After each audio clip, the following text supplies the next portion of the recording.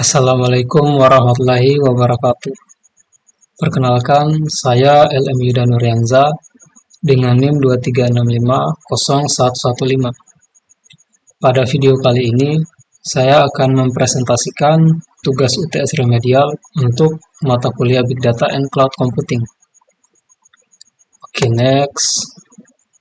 Nah, pada slide ini kita bisa melihat pembagian materi berdasarkan tingkat kesulitannya, yaitu ada soal tingkat mudah, soal tingkat sedang, dan soal tingkat sulit.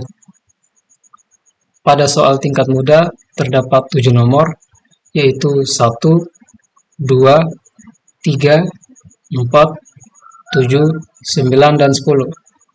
Lalu pada soal tingkat sedang terdapat 5 nomor, yaitu 11, 13, 15, 17, dan 20.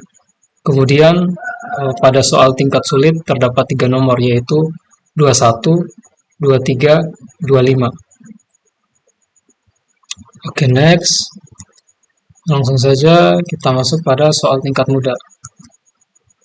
Pada nomor 1.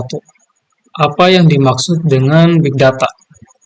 Big Data itu sebenarnya bukan cuma data yang jumlahnya banyak, tapi Big Data adalah data yang jumlahnya sangat besar, terus bertambah dengan cepat, dan bentuknya juga bermacam-macam. Contohnya itu bisa berupa teks, foto, video, transaksi, sampai data dari sensor. Karena datanya sangat besar dan beragam, maka dibutuhkan teknologi khusus untuk menyimpan dan mengolahnya.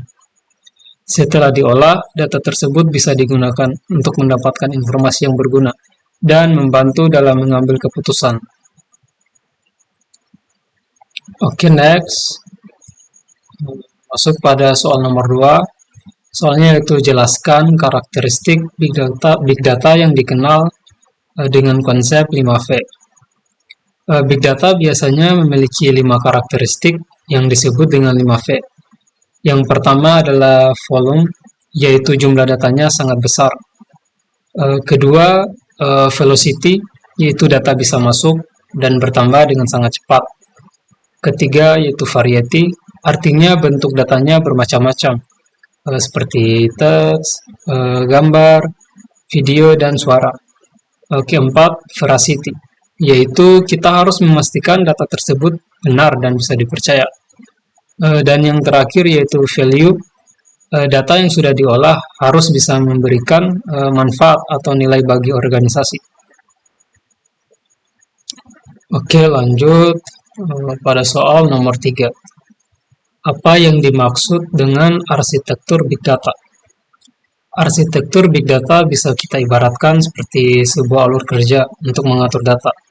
Jadi data yang awalnya berasal dari berbagai sumber akan dikumpulkan, kemudian disimpan, diproses, dianalisis, dan akhirnya hasilnya bisa ditampilkan dalam bentuk yang mudah dipahami. Dengan adanya arsitektur yang jelas, data dalam jumlah besar bisa dikelola dengan lebih teratur, dan sistemnya juga bisa dikembangkan sesuai kebutuhan. Oke, lanjut pada soal nomor 4. Sebutkan komponen utama dalam arsitektur Big Data. Di dalam arsitektur Big Data terdapat beberapa komponen utama. Pertama adalah data source, yaitu tempat asal data. Kemudian ada data ingestion, yaitu proses mengambil dan memasukkan data ke dalam sistem. Setelah itu ada data storage, yaitu untuk menyimpan data. Berikutnya ada data processing untuk mengolah data tersebut. Kemudian data analitik untuk mencari informasi atau pola dari data. Dan yang terakhir ada data visualization, yaitu menampilkan hasil analisis dalam bentuk grafik atau dashboard supaya lebih mudah dipahami. Lanjut pada soal nomor 7. Apa yang dimaksud dengan MapReduce? MapReduce adalah sebuah cara untuk mengolah data dalam jumlah besar dengan membagi pekerjaan menjadi beberapa bagian kecil. Jadi pekerjaan yang besar tidak dikerjakan oleh satu komputer saja, tetapi dibagi ke beberapa komputer agar bisa dikerjakan secara bersamaan. Bagian map bertugas memproses data, Kemudian hasilnya dikelompokkan pada tahap shuffle and sort. Lalu tahap reduce akan menggabungkan atau meringkas hasil tersebut menjadi output akhir. Oke, lanjut pada soal nomor 9. Apa yang dimaksud dengan Hadoop? Hadoop adalah framework yang digunakan untuk menyimpan dan mengolah big data secara terdistribusi. Artinya, data tidak hanya disimpan di satu komputer, tetapi bisa dibagi ke beberapa komputer atau node. Hadoop memiliki beberapa komponen penting seperti HDFS untuk menyimpan data, YARN untuk mengatur sumber daya, dan MapReduce untuk melakukan pemrosesan data. Salah satu kelebihannya adalah sistemnya bisa ditambah kapasitasnya dengan menambahkan node baru. Oke, lanjut pada soal nomor 10. Apa yang dimaksud dengan Apache Spark? Apache Spark adalah teknologi yang digunakan untuk mengolah data dalam jumlah besar dengan lebih cepat. Salah satu keunggulan Spark adalah bisa menggunakan memori atau RAM dalam proses pengolahan data, sehingga tidak harus terus-menerus membaca dari data penyimpanan. Spark juga bisa digunakan untuk berbagai kebutuhan seperti pengolahan data, analisis, machine learning, dan pemrosesan data yang masuk secara terus-menerus atau secara streaming. Oke, lanjut. Sekarang kita masuk pada soal tingkat sedang. Pertama, nomor 11. Soalnya yaitu mengapa big data penting dalam pengambilan keputusan. Big data penting karena bisa membantu organisasi mengambil keputusan berdasarkan data dan fakta, bukan hanya berdasarkan perkiraan. Jadi dari data yang dikumpulkan, perusahaan bisa mengetahui kebutuhan pelanggan, melihat pola atau tren, dan mengetahui kondisi yang sedang terjadi. Dengan begitu, perusahaan bisa membuat strategi yang lebih tepat, mengurangi risiko, dan lebih cepat dalam menghadapi perubahan. Oke, lanjut pada soal nomor 13, yaitu soalnya jelaskan hubungan antar sumber data, penyimpanan data, dan pemrosesan data dalam arsitektur big data. Jadi hubungan ketiga bagian ini sebenarnya cukup sederhana. Data awalnya berasal dari berbagai sumber seperti aplikasi, transaksi, sensor, atau aktivitas pengguna. Kemudian data tersebut dikumpulkan dan disimpan dalam sistem penyimpanan. Setelah itu data diproses menggunakan teknologi seperti Hadoop atau Spark. Jadi dari proses tersebut kita bisa mendapatkan informasi yang kemudian kita gunakan untuk analisis dan membantu dalam mengambil keputusan.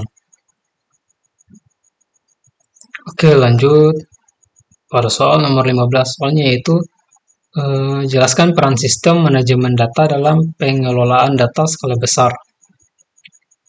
Sistem manajemen data ini memiliki tugas untuk mengatur data yang dimiliki oleh organisasi. Sistem ini juga membantu mengatur penyimpanan, menjaga kualitas data, mengatur siapa saja yang boleh mengakses data, dan menjaga keamanan data. Dengan pengelolaan yang baik, pengguna juga akan lebih mudah menemukan data yang mereka butuhkan. Jadi data bisa kita atur atau kita hasil melalui analisis yang dilakukan juga. Jadi bisa lebih dipercaya. Oke, lanjut pada soal nomor 17. Soalnya itu jelaskan alur kerja MapReduce mulai dari data input hingga menghasilkan output. Jadi cara kerja MapReduce dimulai dari data yang disimpan terlebih dahulu, misalnya di HDFS. Kemudian data tersebut dibagi menjadi beberapa bagian agar bisa diproses oleh beberapa komputer. Setelah itu masuk ke tahap map untuk membaca dan mengolah data. Kemudian hasilnya dikelompokkan pada tahap shuffle and sort. Setelah itu, tahap reduce akan menggabungkan atau menghitung hasil akhirnya. Hasil tersebut kemudian bisa disimpan kembali atau digunakan untuk proses analisis berikutnya. Oke, lanjut pada soal nomor 20, yaitu alasan Spark mampu memproses data lebih cepat dibandingkan pendekatan pemrosesan berbasis disk tradisional. Spark bisa lebih cepat karena menggunakan konsep in-memory processing. Maksudnya yaitu data yang sedang digunakan bisa disimpan sementara di RAM, sehingga tidak perlu terus-menerus mengambil data dari disk. Karena RAM ini lebih cepat daripada penyimpanan biasa. Proses pengolahan data juga menjadi lebih cepat. Keunggulan ini sangat berguna untuk proses yang membutuhkan pengulangan berkali-kali. Contohnya itu seperti machine learning dan analisis data.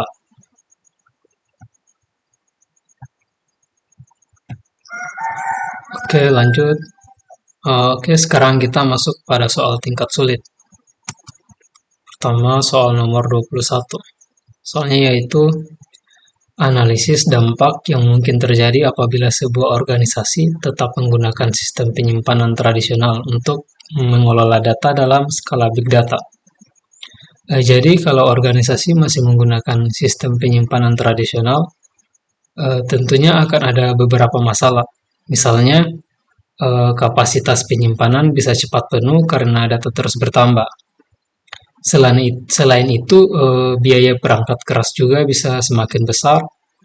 Kemudian proses pencarian dan pengolahan data juga bisa menjadi lebih lambat. Akibatnya, proses analisis menjadi lebih lama dan keputusan yang harusnya bisa diambil dengan cepat menjadi terlambat.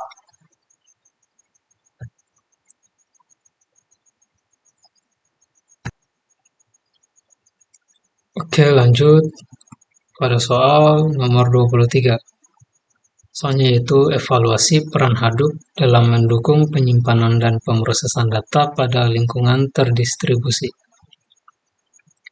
Hadoop memiliki peran penting dalam mengelola big data karena bisa menyimpan dan memproses data secara terdistribusi. Hadoop juga memiliki kemampuan untuk tetap bekerja ketika salah satu node mengalami masalah. Namun, Hadoop khususnya MapReduce memiliki kekurangan dalam hal kecepatan karena prosesnya banyak menggunakan penyimpanan disk. Oleh karena itu, Hadoop bisa dikombinasikan dengan Spark. Kemudian Hadoop digunakan untuk penyimpanan, sedangkan Spark bisa digunakan untuk mempercepat proses pengolahan dan analisis data. Oke, lanjut pada soal nomor 25. Soalnya yaitu sebuah perusahaan memiliki data transaksi, data pelanggan, dan data aktivitas pengguna dalam jumlah yang sangat besar dan terus bertambah setiap hari. Jelaskan bagaimana konsep big data, arsitektur big data, sistem penyimpanan data besar, MapReduce, Hadoop, dan Spark dapat digunakan secara terpadu untuk mengelola data tersebut. Sebagai contoh, studi kasus perusahaan dengan data transaksi dan pengguna yang terus bertambah. Jadi kita bisa mengambil perusahaan transportasi online. Setiap hari perusahaan seperti ini menghasilkan data yang sangat banyak, mulai dari data perjalanan, lokasi pengguna, pembayaran, sampai aktivitas pengguna di aplikasi. Data tersebut dikumpulkan dari berbagai sumber dan kemudian disimpan menggunakan sistem big data. Hadoop bisa digunakan untuk membantu menyimpan dan pengelolaan data, sedangkan Spark bisa digunakan untuk mempercepat proses analisis. Jadi dari hasil analisis tersebut, perusahaan bisa memperkirakan jumlah permintaan layanan, memahami kebutuhan pelanggan, bahkan mendeteksi transaksi yang mencurigakan.